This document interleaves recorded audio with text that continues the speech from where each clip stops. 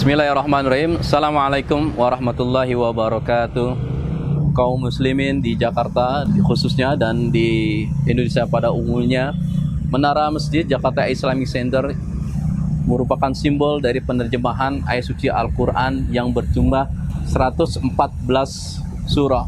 Tinggi menara ini 114 meter dari bawah sampai di ujung makaranya.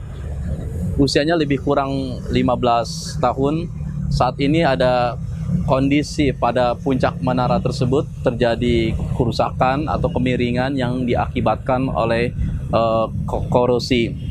Saat ini saya mengucapkan terima kasih kepada komunitas Jakarta Mengaji bahwa telah dilakukan survei pada menara ini untuk memperoleh data-data yang dapat dipergunakan untuk memperbaiki menara di atas.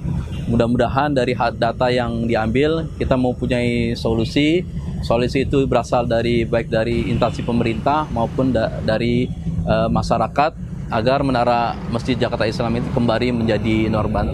Sekali lagi saya ucapkan terima kasih kepada Jakarta Mengaji. Assalamualaikum warahmatullahi wabarakatuh.